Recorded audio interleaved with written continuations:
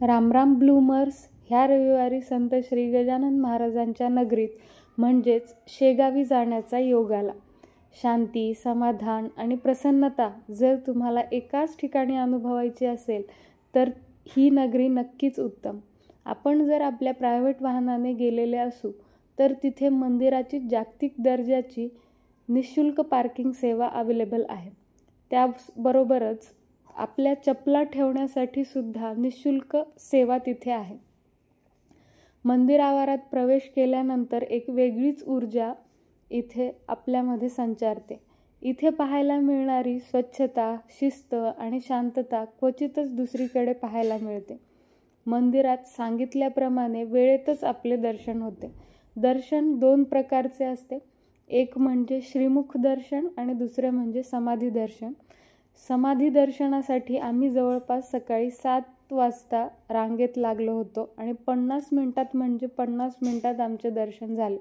कुठेच दंगा नाही, गोंधळ नाही. आवाज असतो तो फक्त माऊली माऊली आणि नंतर जो घुमतो तो श्रींचा जयघोष.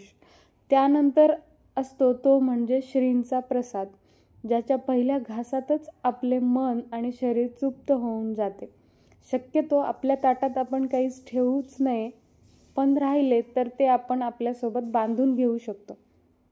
आणि आत्ता जे व्हिडिओमध्ये दिसत आहे ते म्हणजे भक्तांना ऊन लागू नये म्हणून छतासारखे पडदे वरती लावलेले आहेत आणि त्या पडद्यांची स्वच्छता ही सेवेकरी करताना तुम्हाला इथे दिसत असतील. घरात सुद्धा आपण एवढी स्वच्छता करत नसू तेवढी स्वच्छता या मंदिरामध्ये असते. आणि यानंतर येतो तो मुख्य प्रश्न म्हणजे आनंदसागरचा, की सुरू झाले की नाही. तर आनंदसागरमधील जे गणपती मंदिर आणि महादेव मंदिर आहेत त्यांचं काम झालं आहे, पण बाकीची बरीच कामं शिल्लक आहेत ज्याला वेळ लागेल. पण तिथे सुद्धा आपण एक शांतता अनुभवू शकतो. हा आनंदसागरमध्ये जाण्याचा मार्ग. तिथे गेल्यानंतर आपल्याला एक वेगळीच शांतता, समाधान अनुभवायला भेटते.